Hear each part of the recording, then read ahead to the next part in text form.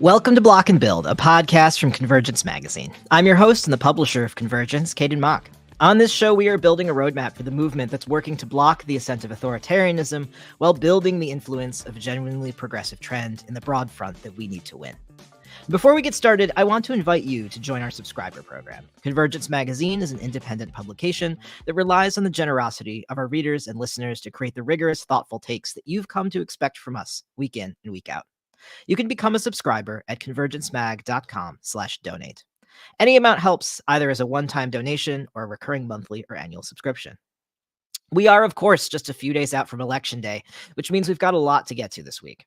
First, we'll hear from President and CEO of Latina, Dusti Gurule, on the work done and that has still yet to be done to pass Amendment 79 in Colorado, which would enshrine abortion rights in the state's constitution. Then I'm pleased to welcome National Director of Rising Majority, Tran, back for one final check-in on the state of the United Front against MAGA as we go into election week. But first, some final pre-election headlines. Philadelphia District Attorney Larry Krasner is bringing a suit against Elon Musk for his $1 million voter giveaway stunt in the state. And I'm grateful that there's someone out there who's going after this kind of sketchy behavior in real time. It's a real reminder that having governing power really does matter, especially in this broader environment of corporate oligarchy and unfettered wealth inequality. Headlines, even ours, often throw a relentless spotlight on encroaching fascism and ongoing genocide, but they don't often tell us about the tens of thousands of people who are working their hearts out to block MAGA one door, one call, and one text at a time. At the beginning of this week, we heard from the Working Families Party that they have knocked 1.1 million doors and had 209,000 conversations. Surge Action has fielded 2,300 volunteers who have knocked 1.4 million doors and had 47,000 conversations with white voters in key districts in battleground states. People's Action Power has made 2.49 million calls and door knocks in its deep canvassing program, and Seed the Vote has fielded more than 5,000 volunteers, and they are on pace to hit nearly 250,000 doors in this last week before the election. This isn't even taking into account other community organizing networks and the massive efforts put out by unions like Unite Here and the AFL-CIO's community affiliate, Working America. Now is the time to get out the fucking vote. If you have the time and energy, there is surely an organization facilitating ways that you can pitch in this last push, either on the doors or via phone or text from the comfort of your own home. If you're feeling fired up, we'll link to a great roundup of vetted strategic organizations who have a place for you to plug in between now and Election Day via the Movement Voter Project in the show notes. And now let's look at Colorado. Colorado is one of 10 states where reproductive rights are on the ballot next week. In some of these states, such as Florida, Arizona, and Missouri, voters will have a chance to overturn existing abortion bans imposed by minority rule. In other states, like Colorado, voters will have the chance to secure and deepen reproductive rights. If passed, Colorado's Amendment 79 will enshrine the right to abortion in the state's constitution. It'll also remove barriers to care by repealing the ban on paying for abortions with public funds, opening access for government workers and Medicaid users. In this interview, President and CEO of Latina and the co-chair of Coloradans for Reproductive Freedom, Dusti Gurule, discusses the organizing behind Amendment 79 with Convergence editorial board member Sandra Hinson. So much, Dusty, for joining us. I'm Sandra Hinson. I'm with the Convergence Magazine's editorial board, and I'm delighted that we're able to have this more in-depth conversation with you today. So tell us a little bit about yourself. I'm very excited to be having this conversation with you all. So I'm Dusti Gurule. I'm a Denver native, grew up in the Chicano movement here in Denver, and since college have been engaged in community development, working with young people, activism, advocacy. And in 2003, I worked for Color for almost 2 years. I was the first paid staff person because up to that point, it was all volunteer led by the board of directors. And then I came back as the ED, now president CEO, 7 years ago. So this month is my 7-year anniversary back at Color, and have always had a passion for social justice and civic engagement and reproductive autonomy and self-determination. So coming back to Color is like my political home. So in 2022, we, along with one of our partners, passed the Reproductive Health Equity Act in our legislature, which affirms the right to abortion in our state statute, in addition to a few other things. And so we knew then we sort of were ahead of the curve there, but that's when we started actively working to put the measure on this year's ballot to affirm the right in our state's constitution and to remove any barriers to that care. And so for us, again, access is key because it's not just about legality for our communities. So we'll get more into your work with Color and how you are promoting reproductive justice and using that frame to make connections across issues. We wanted to start, though, with a more broad focus on what is happening nationally. There's so much going on at 2+ years since Dobbs, with more than a dozen states having had official ballot initiatives, a bunch coming up this November, and one of those states being Colorado, and also that reproductive rights and even contraception are being talked about in a big way during this presidential election. What stands out for you about this moment, and what does it all suggest to you about organizing for reproductive justice and social justice more broadly? I think this issue has always been a critical issue for Latinas and other communities of color. Our history, there are many years of history of institutional racism targeting women of color and people who are pregnant. And so this work for us has really been about continuing to protect and expand care, right? So when Dobbs fell in 2022, it sort of put the spotlight, I think, on the issue because, you know, the legality of, which is for us the floor, not the ceiling, was removed. And so it was sort of an all hands on deck. And so that's how we got to Amendment 79. And I think since then, with the advocacy and the social justice work that has been happening in communities, not just in Colorado, but throughout the country since 2020 and the Black Lives Matter movement and the sort of organizing in the face of an opposition of like the white supremacy that we are all facing. So it's a very comprehensive approach that we take to community building. And I think that's important, the role that we play as the only reproductive justice organization within our Reproductive Rights, Health, and Justice Coalition, again, because we remind the sort of other players that it's not just about abortion and that you can't just have a single approach to change, to systems change. And you can't just focus on the systems, you have to bring community with you. And so we do a lot of community education.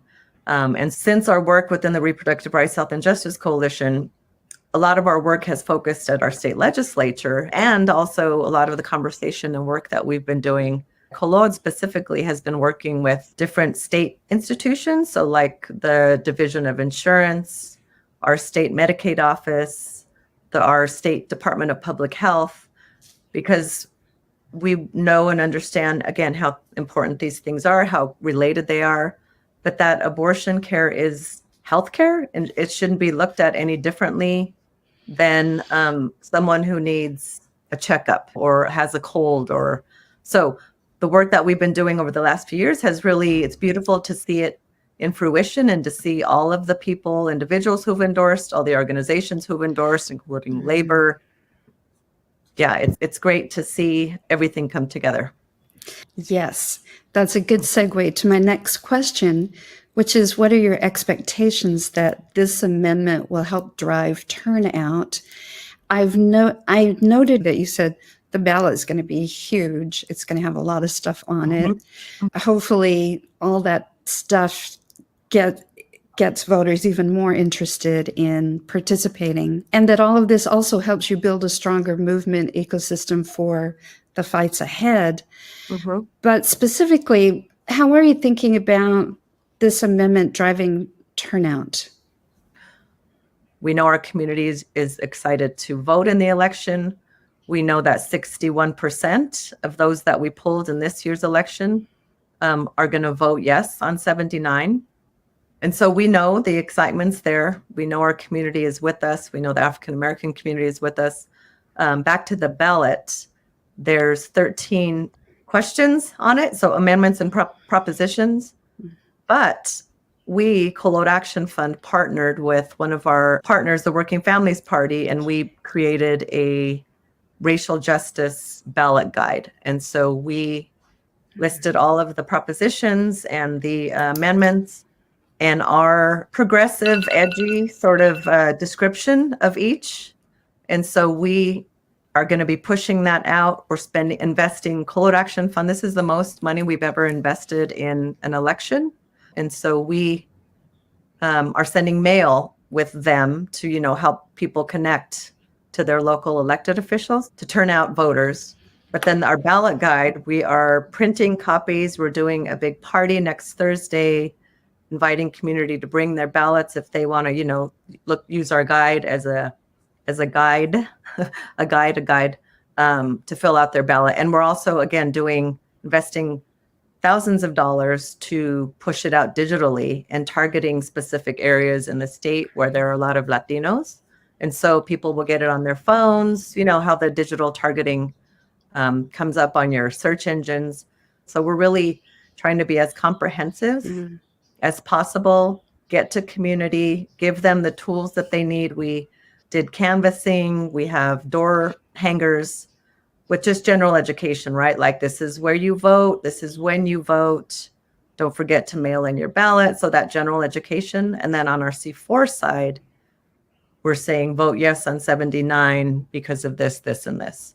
And vote for these candidates because of this, this, and this. So I'm confident that our investment, both financially, organizationally, but also with our staff and our volunteers and our families and community, like, people are very excited about this and they see a direct connection with our organization and want to be a part of our movement. Thank you so much again, Dusti, for joining us. Best of luck with your work. Thank you. And with this amendment and with the possibilities the amendment opens up for making access a real thing, because the right without the access is hollow, right? Right. Thank you so much. I appreciate it. Sure. Thanks for all you all do. All right. Our thanks again to Dusti for making the time to join us, talk about the really important work that Colore is putting in this year. We'll have links into the show notes for more info on where reproductive rights are on the ballot across the country on Tuesday and how you can still volunteer to make a difference in those races. There is a lot moving in these final weeks. I'm pleased to welcome back Lone Tran, friend of the pod, National Director of Rising Majority, to look at where we've come in this past year as a broad front and what work we still have yet to do. Welcome back to Block and Build, Lone. Thanks, Kate, and it's good to be back. It feels like it's been a million years and the world has changed 50 times since we last I know. It feels funny to be like the last time we talked was April because it feels like it was literally a year ago. Yeah. But since then, y'all have been busy. You had your movement Congress in St. Louis. Frankly, a lot has shifted in the national landscape through the long. It felt like such a long primary season.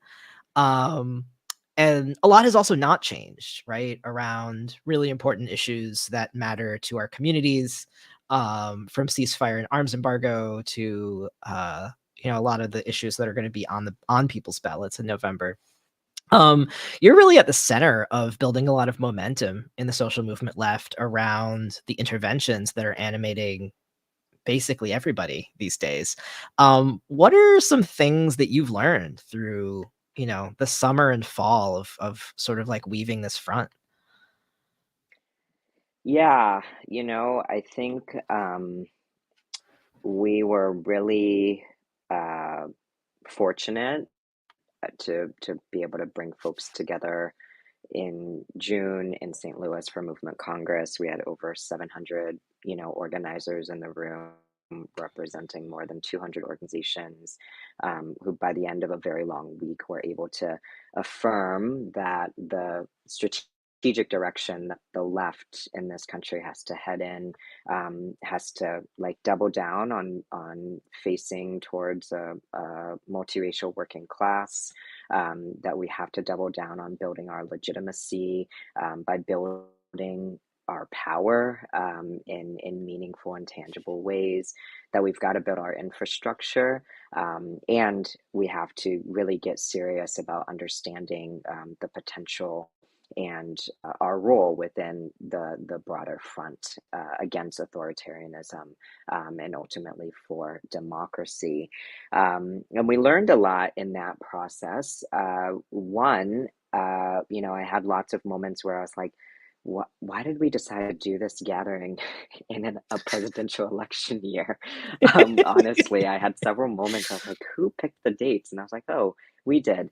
Um, but aside from that, I think it was actually critical that we came together, because there are truly so many urgent, fights and contradictions, and rising majorities orientation, to that has been, how do we actually weave those together, in strategic and meaningful ways, right? And I think obviously, the two main contradictions that we've all been grappling with, is around the November election, the November contradiction, and this US funded and backed genocide, right? And what we have seen time and time again, over the past year, is that increasingly the united front, that is needed to end this genocide, is very similar and overlaps in significant ways to the kind of united front that is needed to defeat authoritarianism.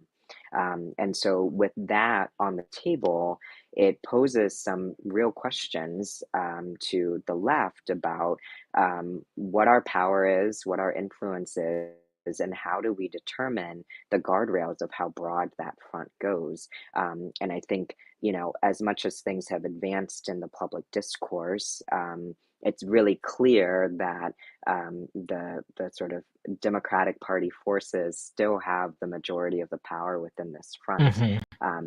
and they are getting to choose sort of who is a part of it and how they broaden.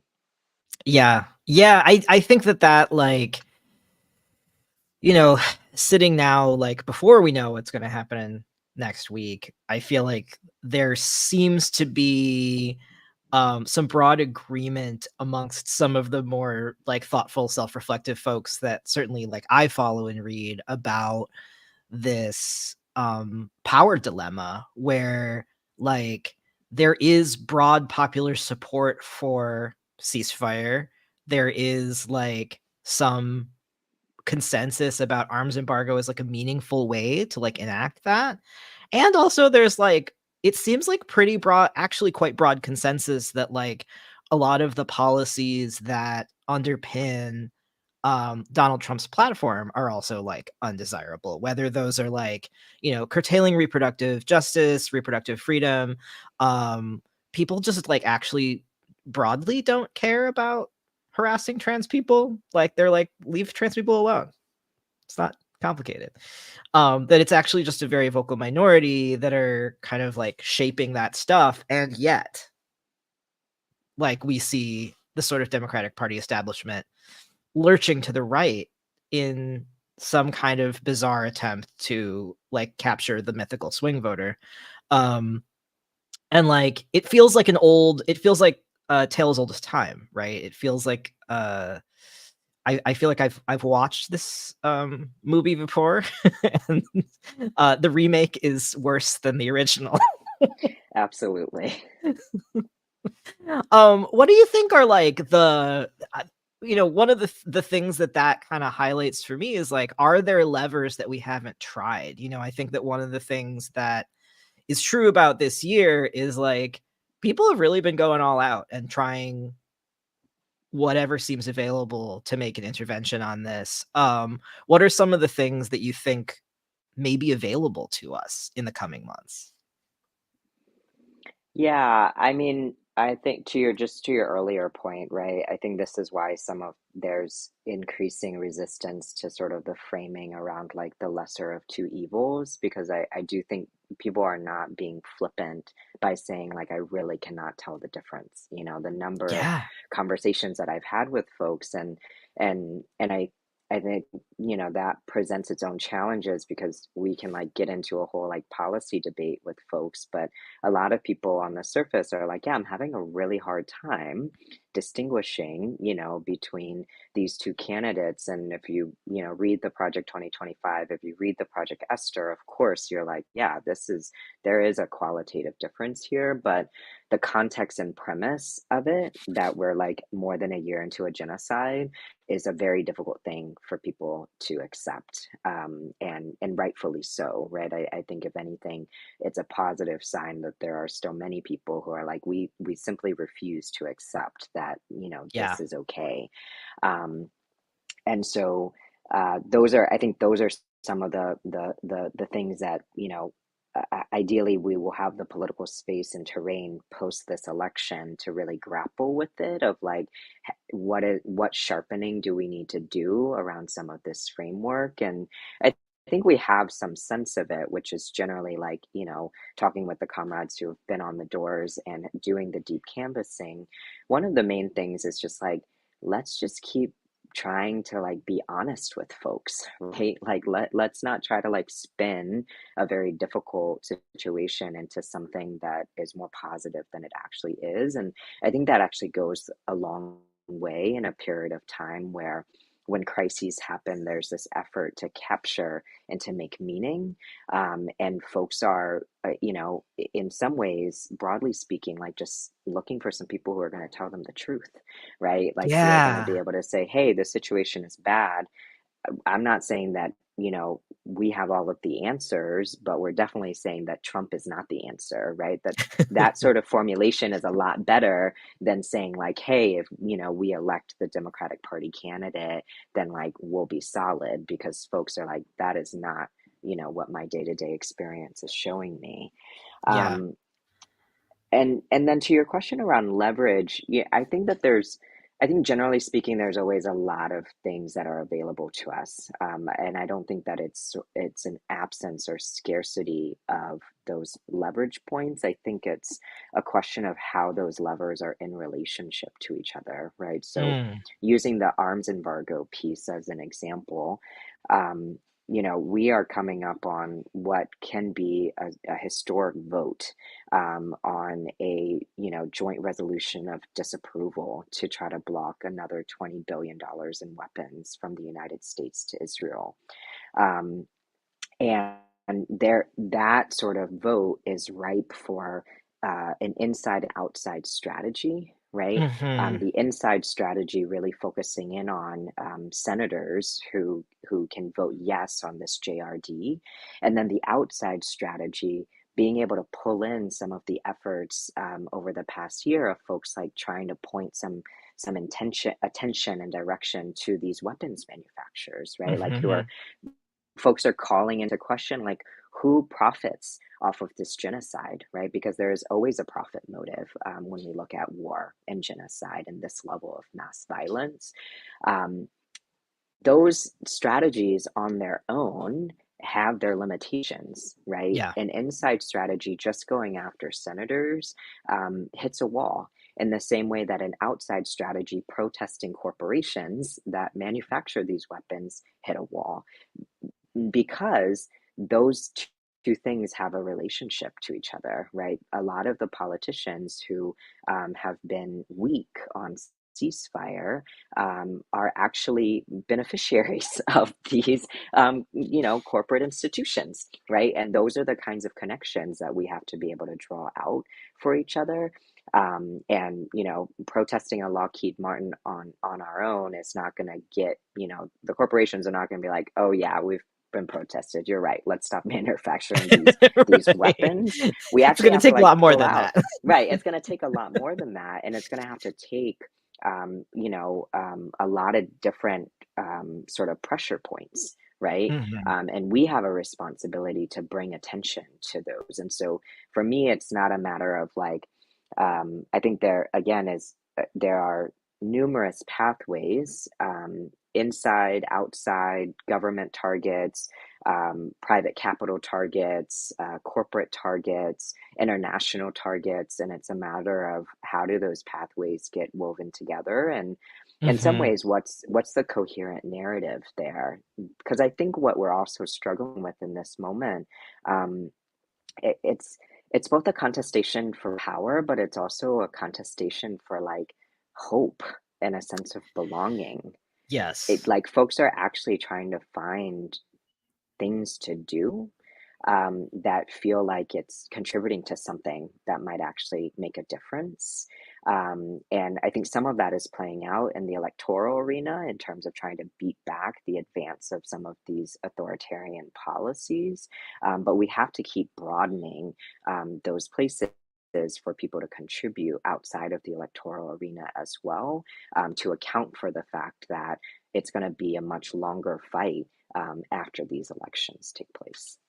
Yeah. Yeah, that seems right to me too, that like part of our job as people who create containers for organized people is like it's not just about making meaning of the moment that we're in, which is also an urgent task, but it's also like how do we stay in this together? And I think that like so much of the like movement Congress really appeared to me. I unfortunately didn't get to go, which I was super bummed about. But so much of the movement Congress is very much about helping people figure out how we kind of hang together on some of these issues that are deeply interwoven, and creating a container where it's like we can see the light at the end of the tunnel.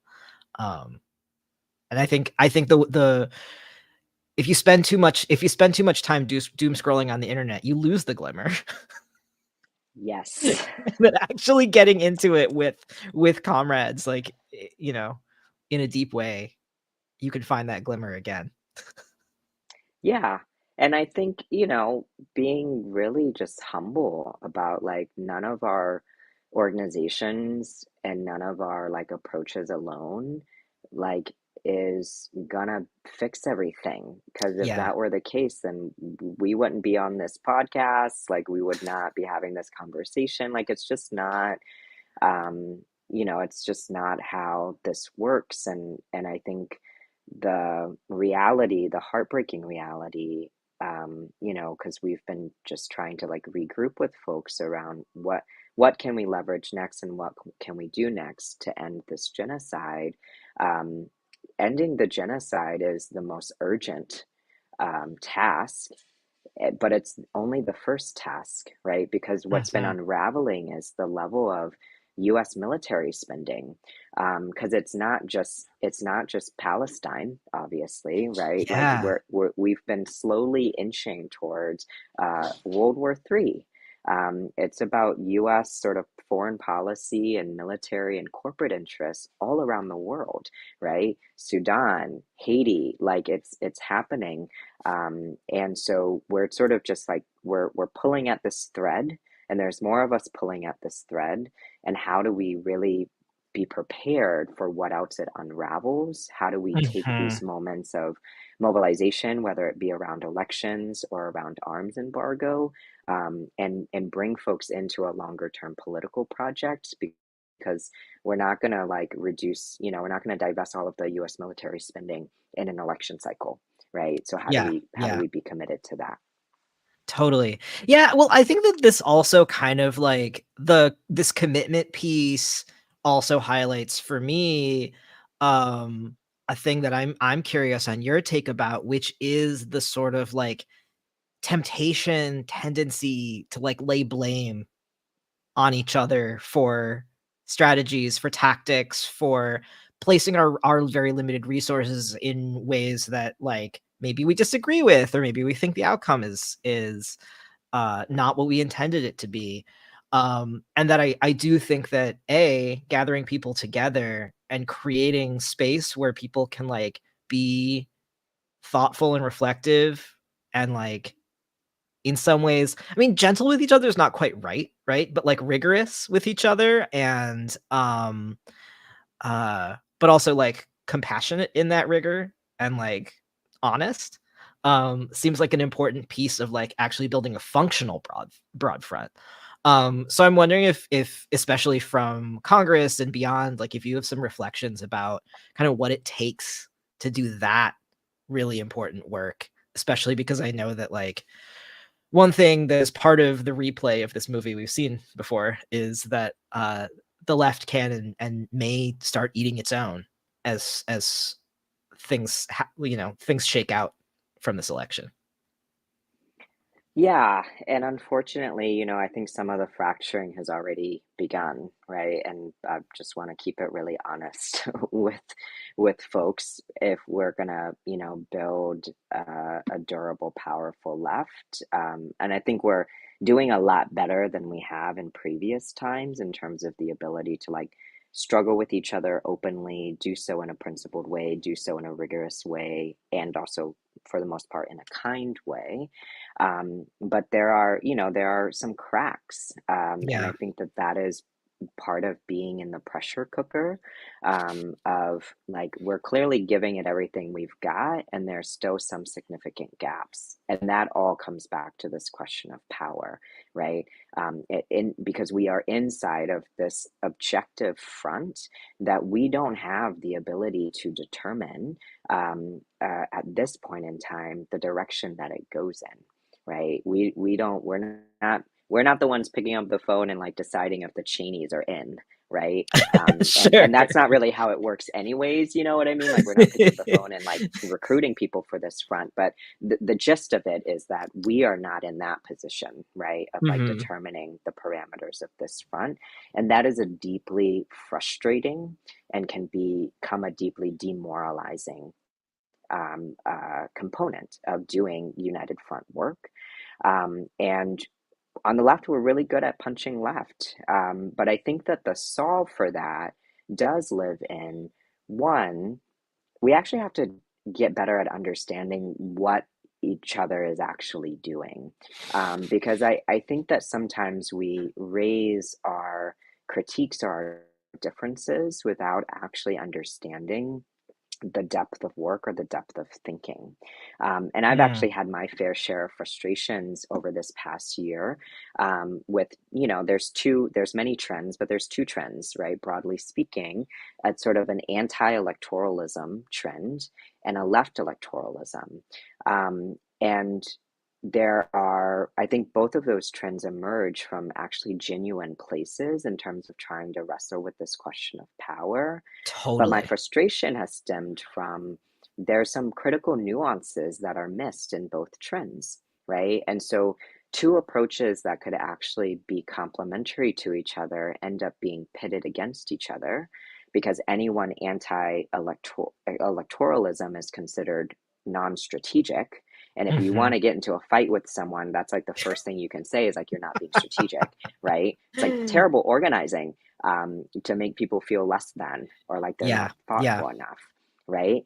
And then folks looking at left electoralism as exclusively about a presidential election versus as part of a very long struggle for democratic rights in this country, right? So there's like a flattening that happens that we do to each other. Like Mhm. our opposition doesn't even have to like get us into an argument. We pick the arguments ourselves. And instead of thinking, I think instead of really wrestling with, okay, what is it that we're trying to achieve? What are the objectives? Who are we building? Who are we bringing in? And then how do these pieces be in conversation with each other? I think we're very quick to cast each other away. And I think that is, something that we have to work out of ourselves. And we see it all over, right? Like we might be really strong on the divest front of work. We're very weak on the invest. And Look. where there are invest examples, there's not been enough sort of movement flanking of those experiments to bring them to scale, right? And so we're sort Mm. of caught in this loop of pitting things that have to necessarily be in relationship with each other. Because when we divest from policing, we got to be able to demonstrate that we can take care of our folks, Yeah. right? Um, Yeah. but if we cast all of the invest work as just sort of like utopian building your own commune out in the woods and flatten that, it just doesn't make the best, like it just doesn't make the best Yeah. Well, and conditions it for it the also work we then need to also do. like creates huge openings for backlash. I mean, this particular example feels very alive for me this election cycle, because as you know, I live in Oakland, and both our mayor and our progressive DA are being recalled. And they were folks who, you know, our DA in particular, Pamela Price, has been very vocal about like criminal punishment. The criminal punishment system is something that doesn't actually create safety. She's been DA for less than a full term, but like I don't think that she's been appropriately accompanied. And then also obviously there's like massive investment from the sort of like tech wealth in Oakland in getting her out. And so that sort of like that gap, I think that you're describing is like it's playing out like in my neighborhood right now, where like I'm having this really hard conversations with my neighbors about like why I think we need to not recall her.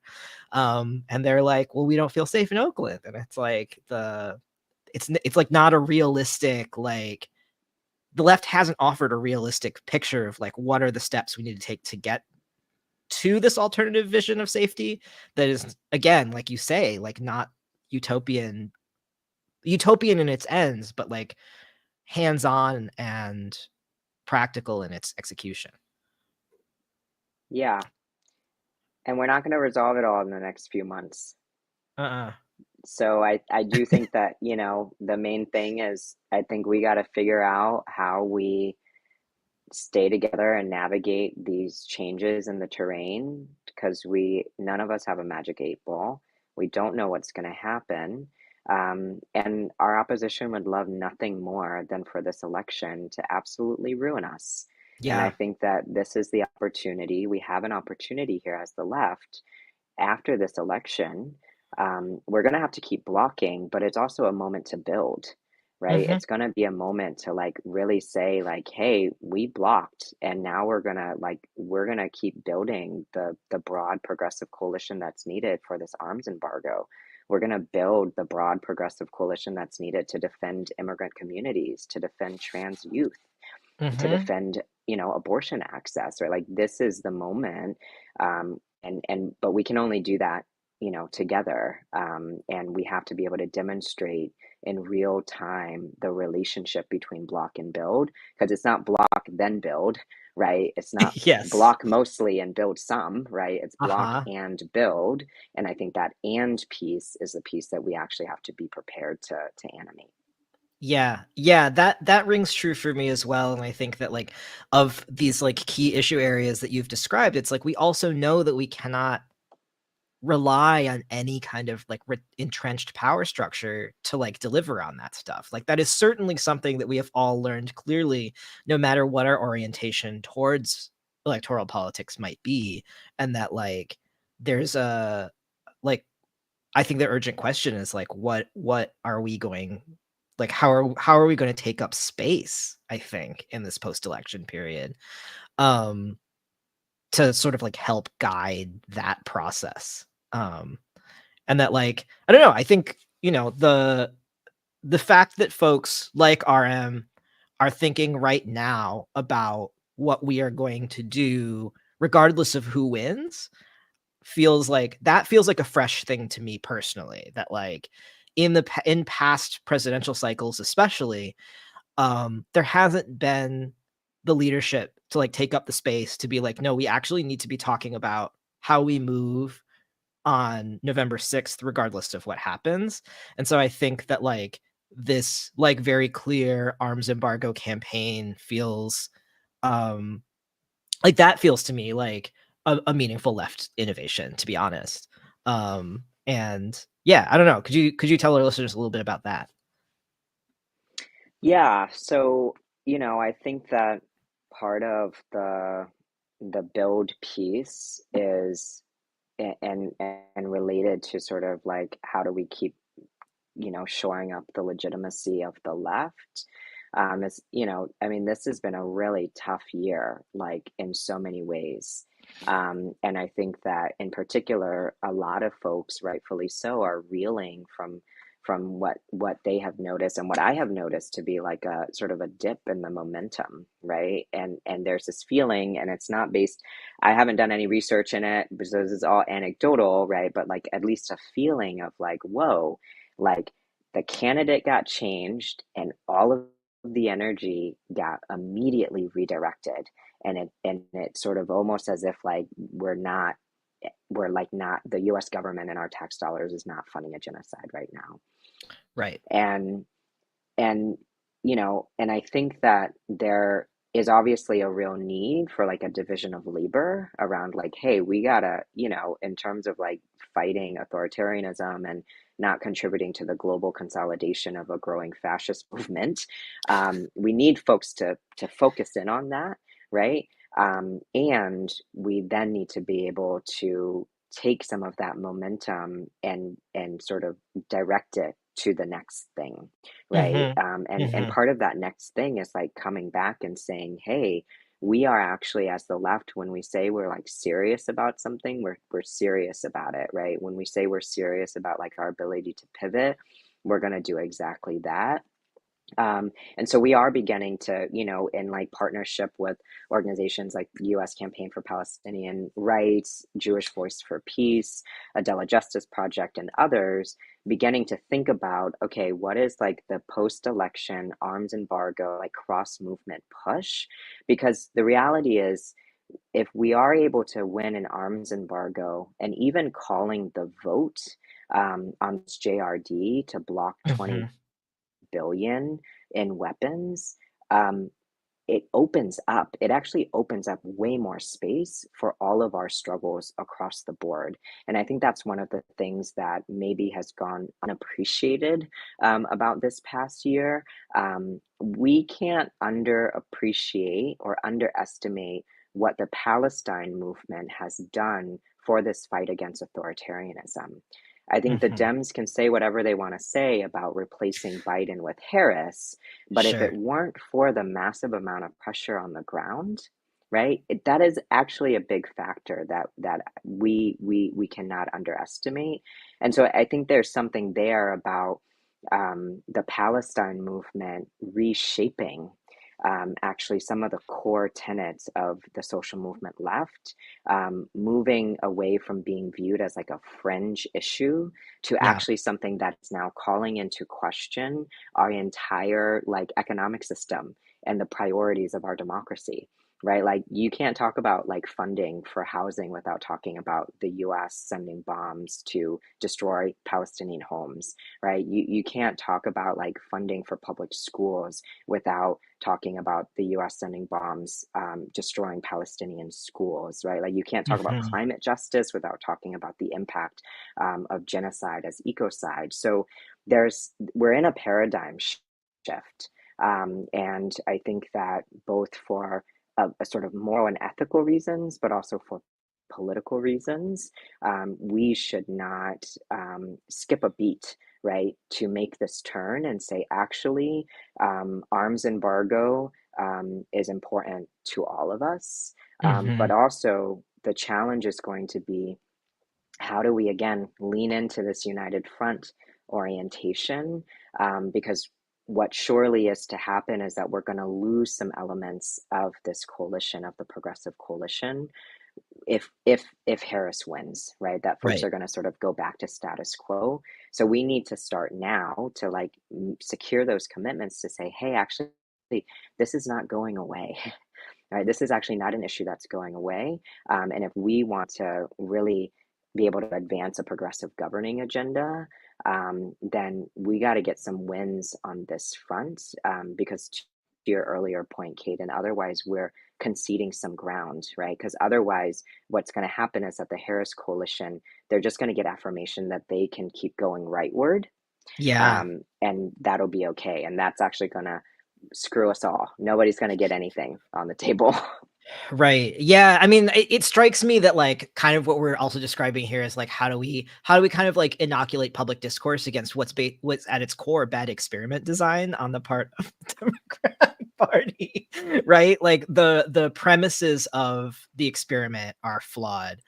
Um The other piece that I was thinking about while you're talking is like also the way in which I think that like the level of sophistication in conversations about foreign policy and internationalism on the left in the past year has just like absolutely exploded in an amazing way. Like I have not seen the like level of sophistication in like sort of the casual conversations that we have with our comrades about like how US foreign policy is shaping like uh how our attitudes towards China are shaping conditions in the US that aren't being sort of like dictated by the neoliberal establishment, right? That like so much of what I remember in previous cycles of like talking about those kinds of dynamics were very dictated by the powers that be, by like sort of like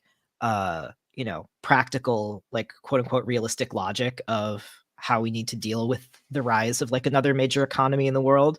But that there seems to be an opening here too around like how are we, when we talk about the issues that affect people's day-to-day lives, like how can we actually grapple with um the broader impact of like of like great power rivalry, of the way in which like preparation for a war that doesn't yet exist may, it sets the stage for deepening conflict.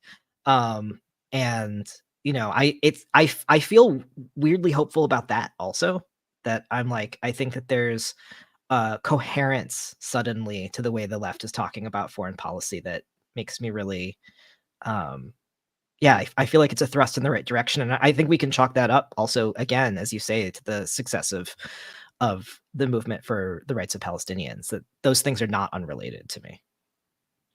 Yeah, and I think, we're also, what I'm also tracking that as is like a real actually like embodied consciousness and recognition that like the US is part of a global society. Yeah, And for a very long time, the hegemonic powers that be have invested a lot in wanting to isolate us, right?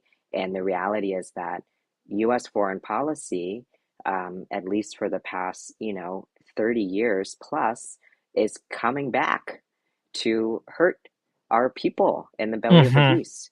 mm-hmm. And it from a moral standpoint, it shouldn't take that, right? For us to Right. like recognize that, like, hey, the US is not some like separate entity from the rest of the world, and the things that the US government does actually has an impact. But the reality is that people's material experiences shape how they think about the world, right? Yeah, And so then absolutely. it is our duty to make sure that how they make sense of the world and what they then do about it doesn't get captured by our opposition that wants to keep things status quo. Yeah, I appreciate that take deeply. Um, Great. Is there anything else you want to leave our listeners with? This is our last episode before election day, so it's big. Wild. I know. Well, I think I've said most of my main points already, which is just like my evergreen agitation for us to figure out how to stay together, even through conflict and differences. But I'll say one thing very specific to the elections, and I think it's really important that as the left, we be clear about this and we remind each other of this. That, you know, regardless of what the outcome is, there will be many attempts to scapegoat the most vulnerable communities, in our society, in our bases, in our organizations, right? Um, they are going to want to blame Arab, Muslim, and Palestinians for any number of things. Yeah. They're going to want to blame Black people for any number of things. They're going to want to blame queers and trans folks for any number of things, women, etc. Right? Like the list is very long. And we should not be surprised, right, when those efforts happen.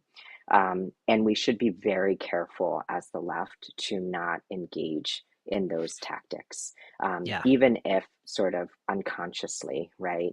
Um, if the Democrats lose this election, it is because they decided, um, to build a rightward coalition and not align with the overwhelming majority of their base.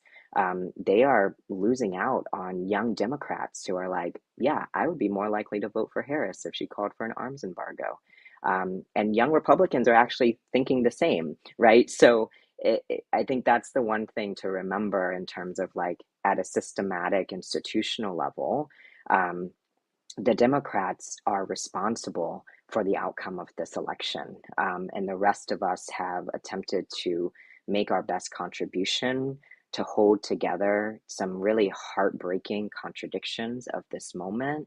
And so we should just be really careful about how we make sense, the kinds of messaging that we're using, and to be able to hold that some of us are going to feel very relieved in the case of a Harris win, and others of us are going to be feeling a lot of dread and ongoing grief. And there's actually room, and it's necessary to hold all of that and figure out how those pieces, fit with each other. But that's only possible if we can keep an eye on who our primary targets are going to be after these election results come in. Yeah, perfect. It's always great to talk to you, Lone. Thank you so much for all the work that y'all have been doing this year. I know you've been holding a lot. And our thanks and much respect from our team for your small team trying to cohere, the left in the ways that you've been able to. And it's always good to chat. Yeah, likewise, Kate, and appreciate y'all very much. Appreciate that, the convergence space exists and we're actually able to make some time to reflect and think a little more intentionally about these big questions. So sending my love. I'll see you on the other side. Yeah, absolutely. We'll talk to you soon, I'm sure. Yeah, talk to you soon. All right. In these final weeks leading up to the election, we have featured some testimonials on the show from folks who have been canvassing, volunteering for different campaigns, really just sort of demystify what it is folks do out in the field when they volunteer. This week, we have one last testimonial from Ellie, who has been canvassing with SE Justice Group, an organization which works to harness the collective power of women with incarcerated loved ones to end mass incarceration's harm to women and our communities.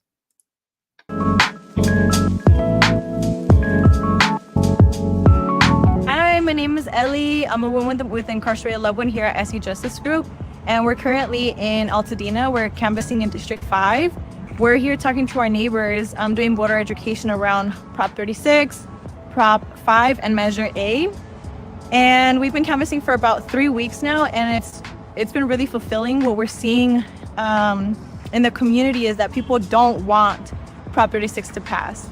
People don't want $49 billion to be invested in policing and prisons, and they want that money to be invested in the alternatives and the services that we know that we need and deserve.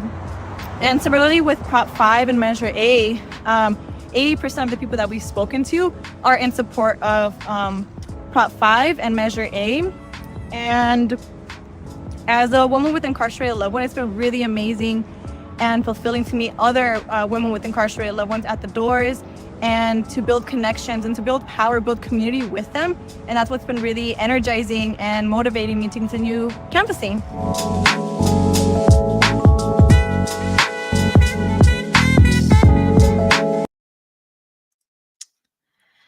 And just one final reminder as we wrap this episode, just like Ellie, now is the time for you to get out there, canvass, call, text, work on an issue in your area and help block the rising tide of authoritarianism in this country. You can check the link in the show notes for some places to start, but I'm sure you also have some ideas of your own. And before we go, I also do want to invite you to tune into our live stream next week, November 8th, 11 a.m. Pacific, 2 p.m. Eastern, for a special presentation of Block and Build. We're going to have a roundtable of some super brilliant movement strategists digesting the week's news together, and I'm sure there will be a lot.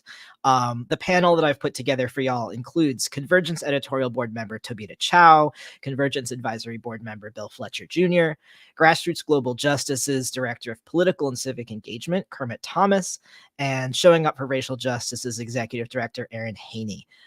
If you, like me, are going to want a grounded, thoughtful, and principled place to digest what happens on Tuesday and beyond, Please join us. You can find the live stream on the Convergence YouTube channel. And of course, the audio will be available later that day in this very podcast feed.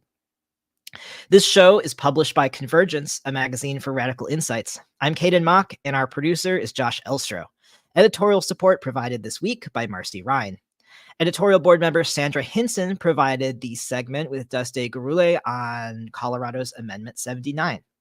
If you have something to say, please drop me a line. You can send me an email that we will consider running on an upcoming mailbag episode at mailbag@convergencemag.com. And if you would like to support the work that we do here at Convergence, bringing our movements together to strategize, struggle, and win in this crucial historical moment, you can become a member at convergencemag.com/donate. Even a few bucks a month goes a long way to making sure our independent small team can continue to build a map for our movements. I hope this helps.